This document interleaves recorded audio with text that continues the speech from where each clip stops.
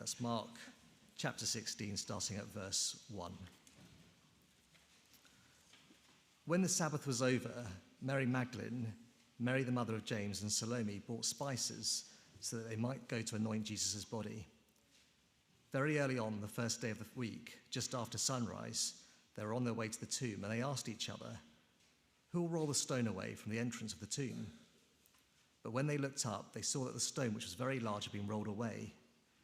As they entered the tomb, they saw a young man dressed in a white robe, sitting on the right side, and they were alarmed. "Don't be alarmed," he said. "You're looking for Jesus, the Nazarene, who was crucified. He has risen. He is not here. See the place where they laid him. But go, tell his disciples and Peter, he is going ahead of you into Galilee. There you'll see him just as he told you." Trembling and bewildered, the women went out and fled from the tomb. They said nothing to anyone because they were afraid. This is the word of the Lord. Very good morning to you. Happy Easter. We're going to have a look at those verses that we've just heard from Mark chapter 16. So if you'd like to keep that open on page 1023. But we have a special guest with us this morning to help us understand this. His name is Jeff, and we need to greet him, and then he might come out and say hello. So I'm going to say 1, 2, 3, and then you need to say, very simply, "Hello, Jeff," but a bit louder than that, okay? Can you do that with me? So 1, 2, 3, "Hello, Jeff." I think we might need to be a little bit louder for him. So, should we say again? 1, 2, 3, "Hello, Jeff." Oh, hello, Tom. Hello, everybody. Happy Easter, Jeff. Oh, chocolate. I love chocolate. Milk chocolate, dark chocolate, white chocolate, caramel chocolate, chocolate with hazelnut, but not Bounty. Well, did you know, Jeff, there is a lot more to get excited about today than just chocolate. Really? Can anything be better than chocolate? Well, try this, Jeff, okay? Christians believe that Jesus died and then he rose from the dead, and that means we can know God personally, we can be forgiven, and we can have life that lasts forever, even through death. Oh, well, I thought people didn't believe stuff like that anymore. After all, Tom, there's not really any evidence for that sort of thing, is there? Well, actually, Jeff, there's loads of evidence Really? that Jesus really died, Really? and he really rose from the dead, and it really matters. Wow, okay. What kind of evidence? Well, evidence like we just heard in Mark chapter 16, verses 1 to 8. So we just heard from the Bible. Right, okay. Let's see. Can you convince me? Well, okay, let's look at the clues that Mark, the gospel writer, has given us in this account of what happened on that first Easter morning. Now, I'm going to put some clues on the screen. Okay, now here we go. First of all, we're going to do, I don't know if anyone remembers, Reveal the Sportsman from A Question of Sports. Some people here won't have a clue what I'm talking about. But this is the same idea, okay? So we've got to try and figure out what is behind here. It's a clue in the something to do with what we've heard in Mark 16, 1 to 8 in the reading, okay? So I'm going to uncover a bit. What do we think this is? Oh, peanut butter. It's peanut butter, yes. Peanut butter? No, it isn't. No, okay. Any ideas? Any ideas? Anything going on? What would it be? Oh, did I hear something? Spices. Okay, can we see? Oh, here it comes. Okay, spices. There you go. That's the first clue. Spices. Are you trying to tell me that we're having a curry for lunch? I don't like curry, Tom. Not even from paradise in Southend Creek. Today, you will not be with me in paradise, Tom. Well, I will let that rather controversial statement go unchallenged, Jeff, because these aren't spices for food. They are spices that people used to use to anoint a dead body out of respect for someone who had died. Who died? Jesus died. Really?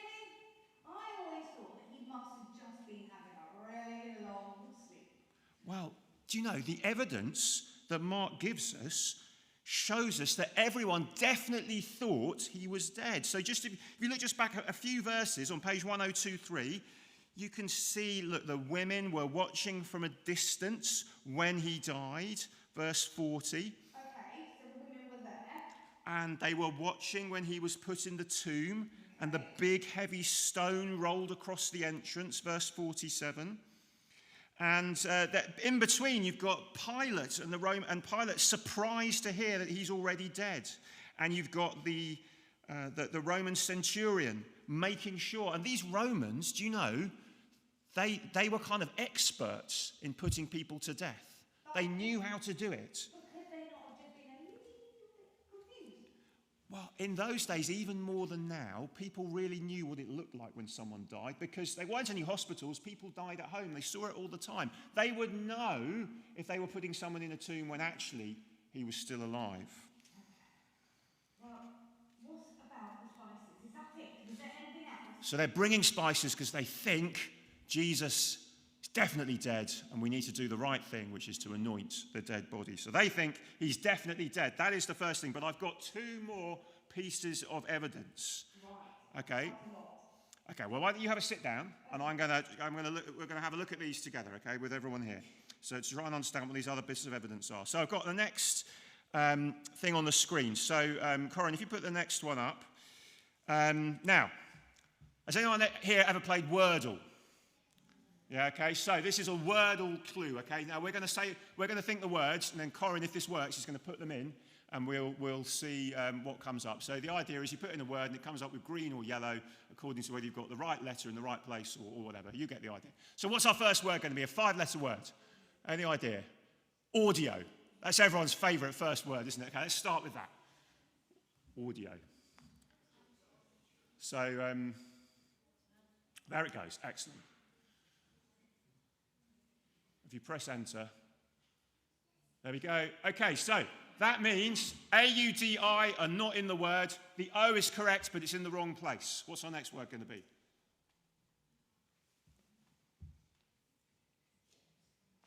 Come on, all you Wordle experts.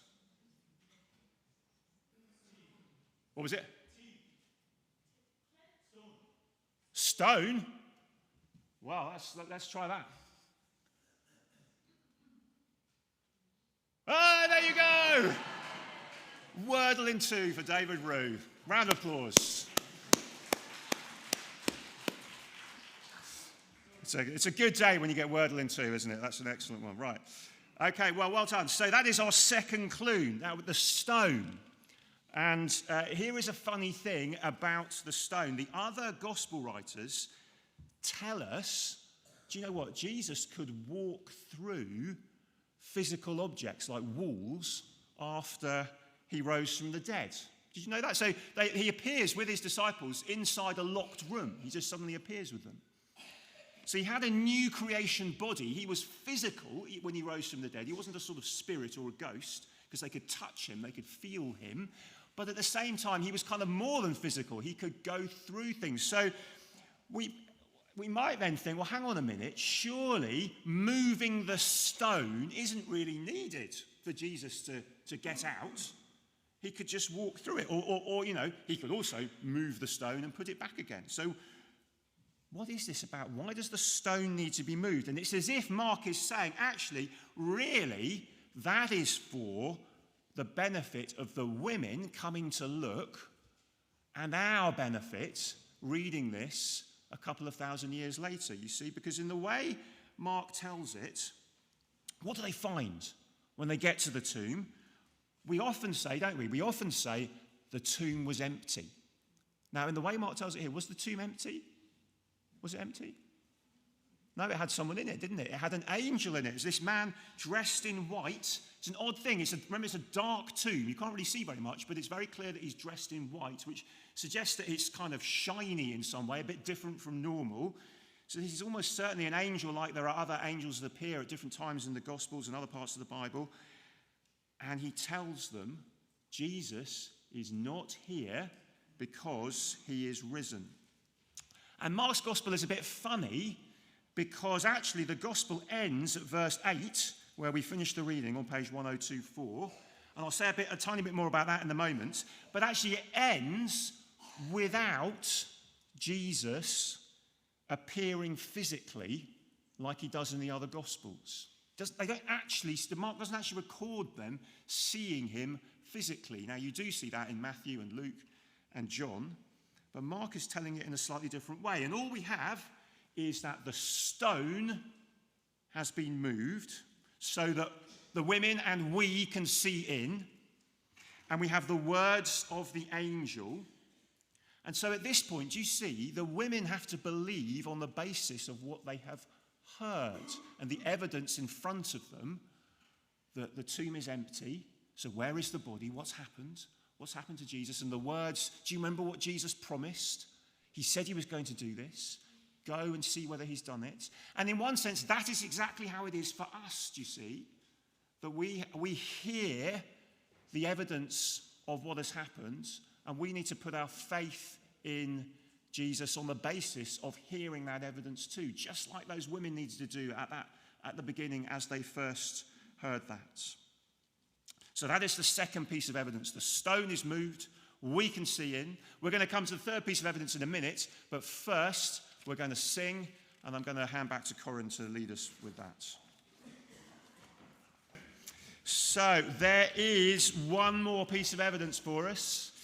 And here we go. Here it is on the screen. So this is a different type of clue for us. So what is that? What is that picture? Put it together. It's a clue for a word. What is the word? Okay, so let's just break this down a bit. On the end, you've got ear. Okay. Now on the beginning, you might say, well, what is that at the beginning?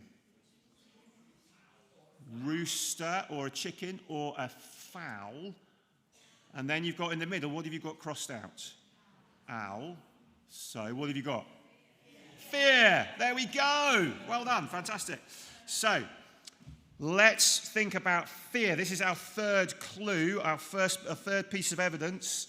So verse 8, this strange way to end the gospel. Trembling and bewildered, the women went out and fled from the tomb. They said nothing to anyone because they were afraid. Isn't that an odd way to finish? Actually, I'll just explain a little bit. If you look at the bit below, it tells us the earliest manuscripts and some other ancient witnesses do not have verses 9 to 20. Now, this is quite unusual in the Bible. It's not as if there are loads of places where this kind of thing happens, but it's the translators telling us, we think there is good reason to say verses 9 to 20 weren't there in the original thing that Mark wrote, because the earliest documents that we've got, and we've got loads of documents we've dug up and archaeologists have found, and the verses 9 to 20 are only in the ones which are a couple of hundred years later. And it's as if someone has come along a couple of centuries later and thought, it's so weird for the gospel to end at verse 8 with them being afraid that I think I'm going to have to finish it off. And so they finished it off in a way that uses ideas and things. Nothing in verses 9 to 20 is sort of something which is new or different and not in other parts of the Bible. So it's not as if it's something sort of secret or hidden. It's just, it doesn't fit with what has come before. It uses different language, different ideas, and it's not there in the most earliest documents. So it looks like the gospel does end with this, on this note of fear. So what is going on? And is this really evidence then, if they just run off going, oh, this is really strange, is that really evidence that Jesus rose from the dead? But here's the thing, actually, fear and bewilderment and being afraid at this point make a lot of sense if you think about it. It's a little bit like, I don't know if you know the episodes earlier in Mark's Gospel where Jesus calms the storm. Okay, so they're in a boat in the middle of the lake, and it's really stormy, and these are fishermen in the boat with Jesus. They know how to deal with weather on a lake when they're fishing. This is something really out of the ordinary. It's really dangerous. And they are saying to Jesus, do you know what they say to him? They say, teacher, don't you care if we drown? Because he's there and he's asleep with his head on a cushion, Mark tells us, in the middle of the lake, in the middle of this storm. And who knows what Jesus does at that point? Any ideas? What does he do? Bowen, what does he do? He does say, don't you trust me? He says that at the end, actually. First of all, he says, don't be afraid. He says, first of all, he stands up. Do you know? He stands up and he says, quiet, be still. And it was completely calm. Just like that, an extraordinary miracle. And that isn't how storms stop normally. They die down gradually. And the thing to notice then is what happens after that, which is when Jesus says to them, why are you so afraid? Because at that point, we might expect them, when they've been in a life-threatening situation, and then it's just suddenly the problem's been solved, you might expect them to go, great, thanks very much, Jesus, for sorting that one out. But no, Mark tells us they were terrified. At that point, they were terrified before the storm was calmed. And then, after the storm was calmed, they were terrified again, but for a different reason. Because suddenly they realized they were piecing together who this guy in the boat with them might actually be, who had this extraordinary power over the wind and the waves. I mean, who can do this? This is extraordinary. They've just realized that the guy in the boat with them might actually be God himself. And it's the same here for the women, you see. Jesus rising from the dead isn't the kind of news where you just, quickly adjust your plans and adapt. We thought he was coming for lunch. We thought he wasn't coming for lunch, but now he is. It isn't that sort of news. It's totally life-changing. Life will never be the same again. It's that kind of news. So the women, actually, the fear that they react with is, again, a sign that something really extraordinary is going on here. This is not what they're expecting. This is really, really, really weird. And so they go, oh my goodness, this is extraordinary. And so they're trembling and bewildering, and they go out. And in one sense, Mark then leaves the question with us: how are we going to respond as the reader to the evidence that he's given us of Jesus rising from the dead?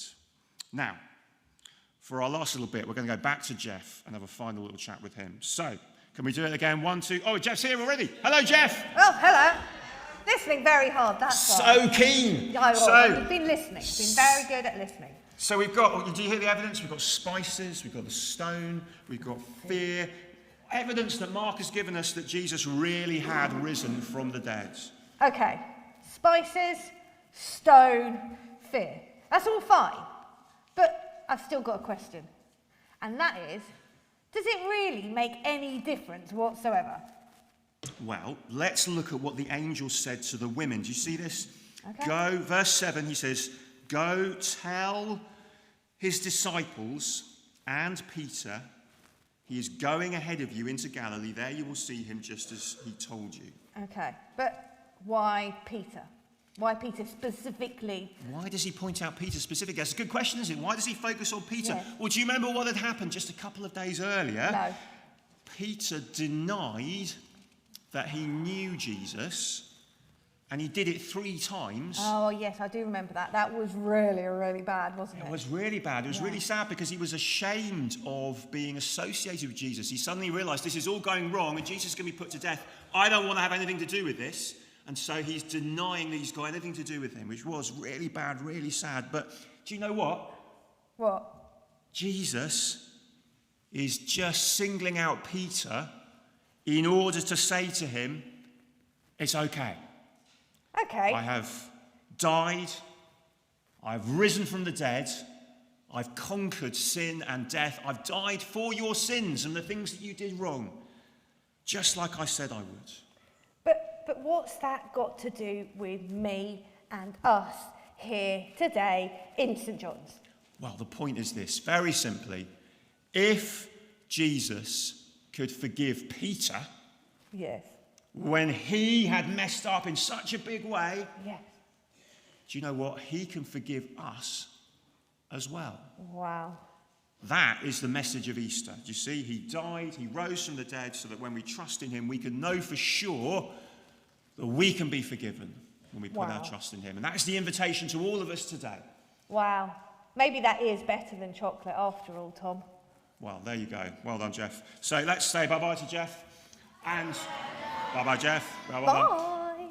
And that is the invitation, isn't it, to all of us today to say, see the evidence, see that the evidence that Mark has given us, the other gospel writers give us, and say, look, this Jesus died on the cross and he rose from the dead so that anybody who puts their trust in him can know that our sins have been forgiven because Jesus took the punishment we deserve.